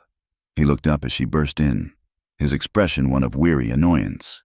He came to my cabin," she gasped, clutching the doorframe for support. "Rourke, the bounty hunter, he broke down my door. He was going to... I shot him." Tate took his feet off the desk. He did not look surprised. He looked bored. "You shot him," he repeated, as if she'd told him it was raining. "In the leg," she said, desperate. "He forced his way in. He threatened me. I was defending myself. You have to arrest him, or help me." The sheriff stood up. He walked over to her, his shadow falling over her. "Ma'am," he said, his voice dripping with condescension. "Let me get this straight. A Pinkerton agent, a man of the law, rides out to your claim, and you shoot him. He broke my door. He was going to drag me here. Or," Tate said, his voice hardening, "he came to arrest your man, Boone, and you, being the kind of woman you are, shot him in the back, just like you killed your husband." "No," she cried. "That's not what happened. Boone wasn't even there. He's with the posse, with Jed Miller." "That's a convenient story," Tate said. He spat his cigar onto the floor. "I warned you, Mrs. Thorne. You're bad blood. You bring trouble. First your husband, now this. You've shot an agent. It was self-defense." "You're lucky he rode off," Tate said, his hand resting on his gun. "If he'd stayed, I'd be locking you up. Now, I'm telling you, as the law in this town, I'm done with you. I'm done with your drifter. You get out of my office. You go back to that pigsty of yours. And you pray that Rourke doesn't come back with a federal warrant for your arrest." Clara stared at him, the blood draining from her face. There was no help here. There was no justice. She was a murderess. She was a whore. And now, she was an outlaw. She turned, her legs feeling like lead, and walked out of the office. The men in the saloon watched her, their faces smug. She had gone to the law, and the law had turned its back. The ride back to the cabin was the longest of her life. The storm hit, a driving sleet that stung her face and hands. She was soaked and frozen by the time she reached the valley. The cabin was dark. The door hung open, broken, a gaping black mouth. She pushed it open. The wind howled through the room, scattering the ashes in the hearth. The dark, drying stain of Rourke's blood was on the floor. She was alone, utterly, completely alone. Boone was gone. He was probably dead in a canyon somewhere, and if he wasn't, he would never come back. Not now. Not to her. She barred the broken door as best she could, using a piece of her table. She lit a lamp, her hands shaking so badly it took 3 tries. She sank to the floor in the corner, her back against the cold logs, and she wrapped her arms around her knees. She did not cry. She had no tears left. She just waited for Rourke to come back, for the sheriff to come, for the cold to take her. Hours passed. The storm raged, a screaming, violent tantrum. It was long after midnight when she heard it. A horse, stumbling, whinnying in the wind. She grabbed the rifle, her heart hammered against her ribs. A painful, panicked bird. It was Rourke. He had come back to finish her. A heavy fist pounded on the door. "Clara!" It was Boone's voice, raw, exhausted, desperate. "Clara, open the door! It's me!" She fumbled with the broken bar, her fingers numb. She dragged the heavy table away and pulled the ruined door open. He almost fell in. He was a nightmare. His face was caked in dried blood and mud. His left sleeve was torn, his arms slick with fresh blood. His eyes were wild, exhausted, but they were alive. He was alive. He stumbled into the room, then stopped. He saw the broken door. He saw the blood stain on the floor. He saw the rifle in her hand. "Clara," he breathed, his voice hoarse. "What happened? Are you—" He looked at her face. He saw the purple, rising bruise on her cheek where Rourke's fist had caught her when he burst in. All the exhaustion, all the pain from his own fight, vanished. His face went white with a rage that was colder and more terrible than the storm. "Who did this?" he said. It was not a question. "Rourke," she whispered. "He came. He broke the door." Boone's hands, which were steady in a gunfight, began to shake. He reached out, his fingers stained with his own blood, gently tracing the bruise on her cheek. "He hit you." "I shot him. Boone," she said, her voice a thin, reedy sound. "In the leg. He ran. I went to the sheriff." "You what?"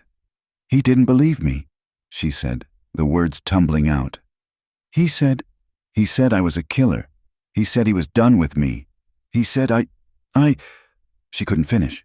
The sight of him, standing here, alive, broken, and here, it shattered the last of her control. The terror and isolation of the night, of her entire life, crashed over her. She dropped the rifle and collapsed against him, her body finally surrendering. "I thought you were dead," she sobbed, her voice muffled against his wet, bloody coat. "I thought you weren't coming back." She looked up at him, her eyes a raw, open wound of despair. "No one ever comes back for me." Boone pulled her into his arms, his grip so tight it hurt, his own pain forgotten. He buried his face in her hair, breathing her in. He was shaking, not from the cold, from her words. "I will," he said, his voice a fierce, ragged vow. "I will, always."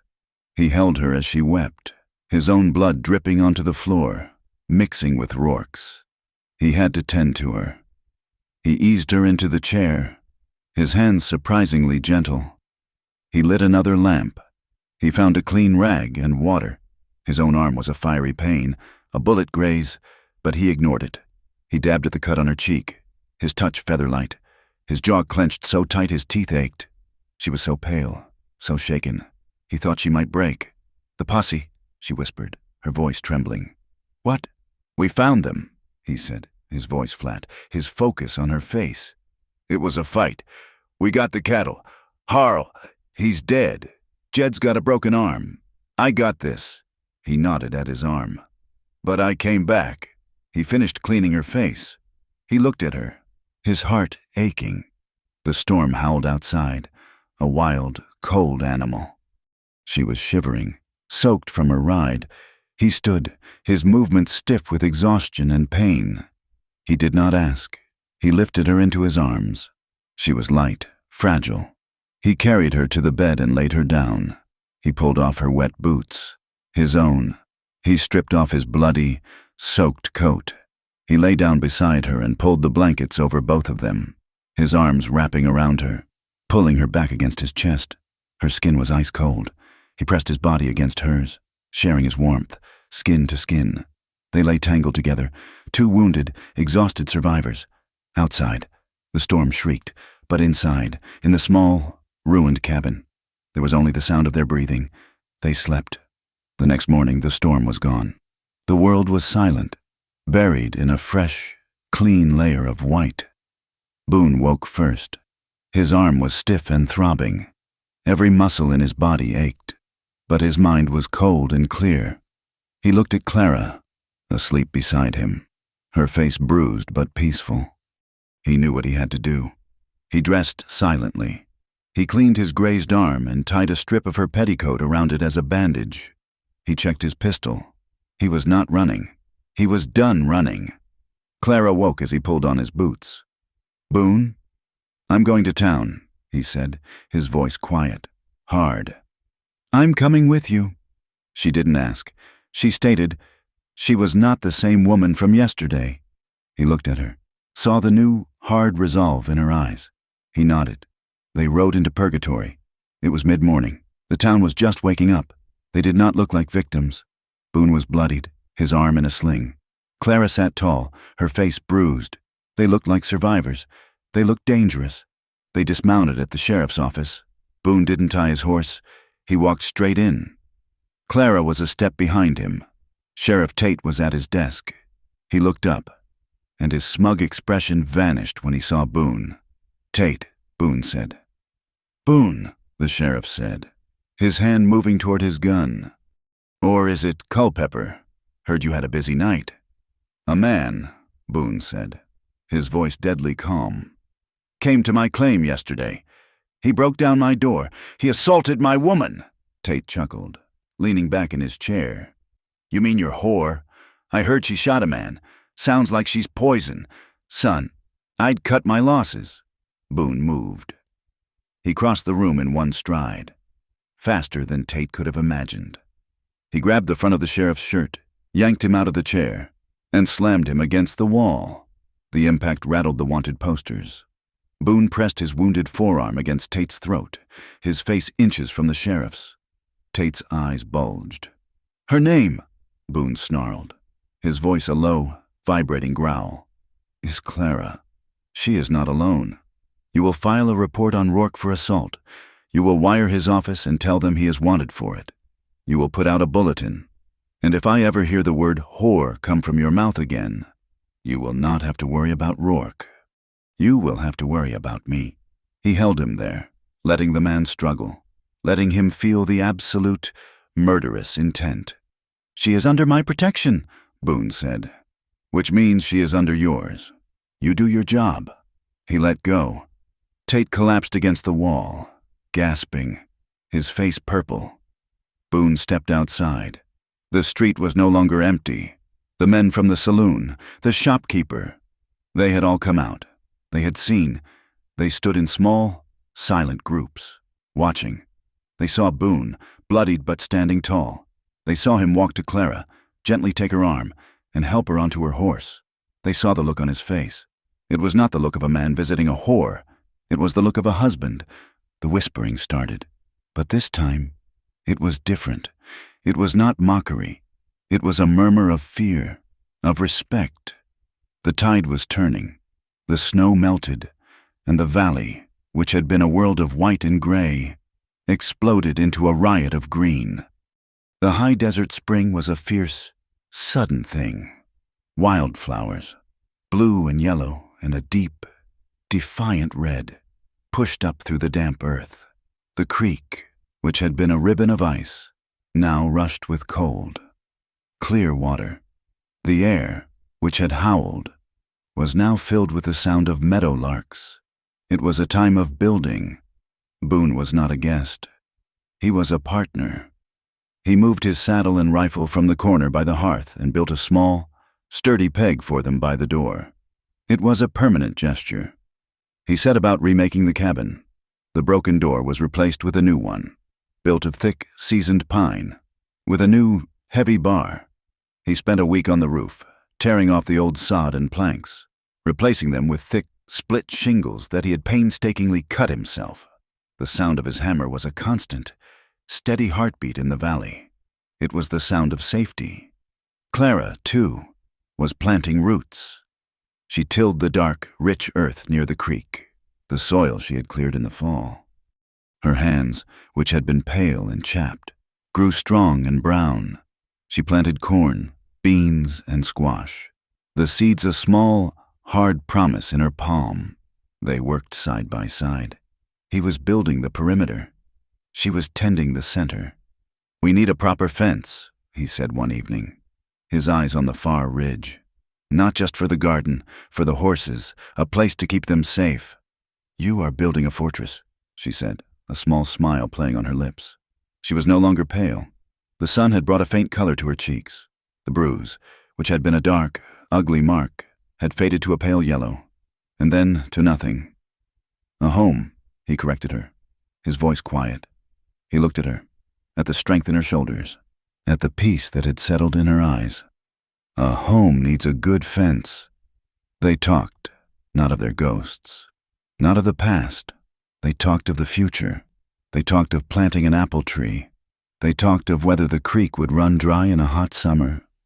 They talked of building a second room, a proper bedroom, come fall. They spoke of next year as if it were a given, a solid thing they could hold and shape. They were two people who had spent their lives running, and they had finally stopped. They had stopped in the one place that was theirs, a small patch of green and granite, and had turned to face the world together. They had planted their roots deep. The peace lasted for 2 months. It was a sweet, fragile, sun-drenched time. Then the world returned. It was late afternoon, the sun a hot weight on their shoulders. Boone was setting the last post for the new corral, his shirt soaked with sweat. Clara was weeding her garden, her back to him. The sound was not a horse. It was 3, coming fast. Boone dropped the post-hole digger. He did not run for his rifle, which was leaning against the cabin. He ran for Clara. "Get inside," he yelled, his voice a low, urgent roar.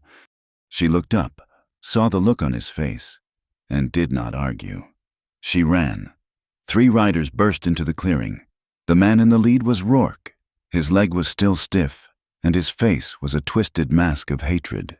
The smile was gone. He was flanked by 2 other men, hard-faced drifters with rifles pulled and ready.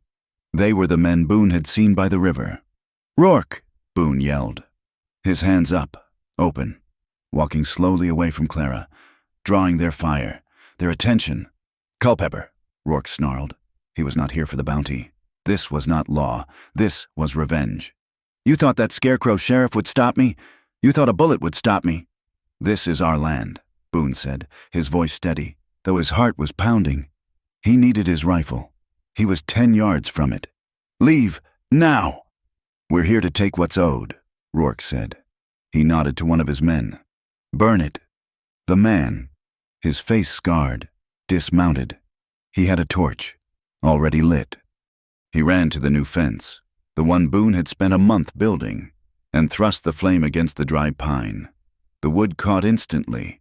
A line of yellow, greedy flame shot up. "No!" Clara screamed from the doorway. "That's just for starters," Rourke said, his eyes on Boone. "First your fence, then your cabin, then your woman." He raised his pistol. "But you're coming with me." Boone moved. He dove, not for the rifle, but for the other man, the one still on his horse, tackling him like a bear. The two of them crashed to the ground. A tangle of limbs and curses. A shot exploded. Rourke, firing at Boone, missed. The bullet slammed into the dirt. Clara screamed. She raised her rifle, the one she had not let out of her sight in 2 months, and fired. It was a warning shot.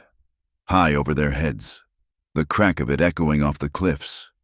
The man with the torch turned, his pistol out, and fired at the cabin. The bullet splintered the door frame, inches from Clara's head. This was not a warning. This was a fight. Boone, on the ground, smashed his fist into the drifter's face, a sickening crunch of bone. He grabbed the man's pistol. Rourke spurred his horse forward, trampling, trying to get a clear shot. The man with the torch was running toward the cabin, his pistol raised. He was going to kill her. Boone roared. He fired the pistol he'd taken. Once. The man spun, clutching his stomach, and fell. Rourke screamed in rage and fired down at Boone. The bullet tore through the flesh of Boone's shoulder, the same one that had been grazed before, but deeper this time. Boone cried out, the pistol falling from his numb hand. Rourke dismounted, his face a mask of triumph. He strode toward Boone, who was trying to push himself up with his one good arm. "Now," Rourke hissed, raising his pistol for the killing shot. "Now it ends." Clara stepped out of the cabin. Her face was white, calm. She raised her rifle. Rourke heard the click. He turned. She did not fire a warning. She did not aim for his leg. She aimed for the threat. She aimed for the arm that held the gun. She fired. Rourke's pistol hand exploded. The gun flew from his grasp. He stared at his own hand, at the blood, at the ruin, his mouth open in a silent, shocked oh. The third man, the one whose horse Boone had stolen, had seen enough. He had watched his partner go down. He had watched Rourke be disarmed by a woman. He was not being paid enough for this. He scrambled onto his horse and fled, disappearing into the pines. Rourke was clutching his shattered hand, whimpering, his eyes wide with terror. He looked at Boone, on the ground. He looked at Clara, standing on the porch, her rifle steady, aimed at his chest. She was not a victim. She was not a survivor. She was an executioner. "Get out," she said, her voice so cold it cut through the afternoon heat. Rourke, sobbing, bleeding, stumbled to his horse. He mounted, fumbling with the reins, and rode away. A broken, defeated man, his own blood dripping onto the trail. The valley was silent. The only sound was the sharp crackle of the burning fence. Clara dropped the rifle. "Boone!" She ran to him. He was on his back, his face pale, his eyes closed. Blood was pouring from his shoulder, a dark, pulsing red that soaked the dust. "No," she whispered. She fell to her knees beside him. "Boone, Boone, open your eyes," he groaned, his eyes fluttering. "Clara, you—" "Shh," she said, her hands trembling as she tore open his shirt. The wound was deep, ugly. He was losing too much, too fast. "It's all right. You're all right." She pressed her hands to the wound, trying to staunch the flow. The hot, sticky blood ran over her fingers. "Clara," he whispered, his voice thin. "Don't talk," she pleaded, tears blurring her vision. "Save your strength. I'll fix this." He looked at her, his eyes unfocused, a small, pained smile on his lips. You shot him. Yes, I had to." "Good shot," he whispered, and his eyes closed. "Boone, Boone, no!" She put her ear to his chest. His heart was still beating, but it was a faint, thready thump. He was bleeding to death in her arms. "No," she said, her voice rising to a sob. "No, you don't get to leave." She cradled him, his head in her lap, her hands slick with his blood. The burning fence line filled the air with the acrid smoke. "You promised," she wept, her tears falling onto his pale, still face. You promised you would always come back. Don't you leave me! Don't you dare leave me! She clutched him to her, her body shaking with a terror that was worse than anything Rourke had brought. You are the only thing I ever chose for myself. The only thing? You can't leave me. He was unconscious. He was dying. She would not let him. She pulled him, half dragging, half carrying his dead weight, to the cabin. She got him onto the bed, leaving a trail of blood and dust. She tore strips from her cleanest sheets. She packed the wound. She boiled water. She remembered skills she did not know she had. Lessons from a life that felt 1,000 years old. She poured whiskey, his whiskey, into the wound, and he did not even flinch. She stitched his skin together with her sewing needle, her hands steady now, her terror forged into a cold, hard resolve. She sat with him. For 2 days, she did not sleep. She bathed his fevered face. She spooned water between his cracked lips. She held his hand when he thrashed in the grip of the fever, when he called out in his delirium. Not for her, but for men she did not know, in a war she had never seen. She held on. On the 3rd day, the fever broke. She was asleep in the chair, her head on his mattress. When his hand moved, it was not a thrash, it was a touch.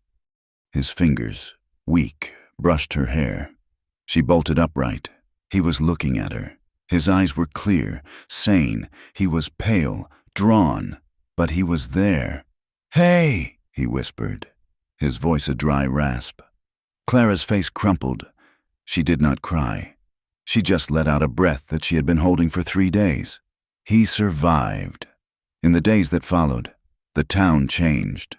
News of the fight traveled fast. Rourke had not gone to the sheriff. He had ridden straight through town, a bloody rag on his hand, and had not stopped. The man Clara had shot was found dead by the river, and the 3rd man was long gone. The story was pieced together. A bounty hunter had come with 2 hired guns. He had attacked the claim. He had burned the fence, and he had lost. Sheriff Tate, who had been mocked by Boone and who had let Rourke run free, was suddenly seen as a man who could not control his territory. The ranchers, worried about the kind of men Rourke had brought in, petitioned for a new lawman. Within a month, Tate was gone. A new man, a quiet veteran from the East, took his place. He rode out to the valley once, tipped his hat to Clara, who was rebuilding the fence, and left. He did not ask questions. The whispers in purgatory stopped. When Clara rode in for supplies, the men on the saloon porch did not leer. They looked down. They moved aside. The women who had called her cursed now gave her a wide berth. It was not friendship. It was a hard-won, cautious respect. They were left alone. Summer came, hot and golden. Boone's shoulder healed, leaving a puckered, angry scar that matched the one on his neck. They finished the fence. The garden bloomed. One afternoon, they were down by the creek. The water was cool, a relief from the high summer heat. "Clara," Boone said. He had not planned this. The words just came. She turned, her hands wet from the water. "I have no money," he said, his voice rough. "I have no name but the one I chose. I have nothing to offer you but this land, which is yours, and my hands, which are scarred." He took a breath. "But I will not run again. I will not leave you. I want to build that room." She looked at him, her heart so full it ached. "Marry me," he said. Her smile was the brightest thing he had ever seen. They were married by the river. A traveling preacher, passing through purgatory, agreed to do it. Jed Miller came, his arm in a sling, and stood as Boone's witness. The new sheriff and his wife stood for Clara. There were only 5 of them, standing by the rushing water, under a sky of impossible gold and blue. Clara wore her one good dress, the one she had mended. Boone wore his clean shirt, the one she had patched. They said the words. They were simple, ancient words, but for them, they were a vow that had been forged in blood, fire, and rain. "You may kiss your bride," the preacher said. Boone turned to her. He did not care about the preacher, or Jed, or the sheriff. He looked at his wife. He cupped her face in his hands, his scarred hands, and he kissed her. It was not a kiss of passion or of healing. It was a kiss of arrival. They had fought through hell, and they had earned this. They had earned this simple, quiet, breathtaking moment. The sun beat down, the heat of the deep summer wrapping the valley in a sleepy haze. The creek was a lifeline, a ribbon of cool, clear water. Boone was splitting the last of the wood for the new room they were building. The thwack of the axe was a familiar, comforting sound. He stopped, wiping the sweat from his brow with his forearm. He was watching the path from the creek. He was waiting. She appeared over the rise. Her dark hair was wet, slicked back from her face. Her thin cotton dress was soaked, clinging to every curve of her body, the water dripping from the hem to the dry earth. She was not the rain-soaked, mud-caked woman from the livery. She was a woman who was home, at peace, her skin glowing in the late afternoon sun. Boone just watched, his heart, his steady, battle-scarred heart, hammered in his chest. The fire in his eyes was a low, steady burn. She saw him watching. She stopped, 10 paces away, a teasing, confident smile playing on her lips.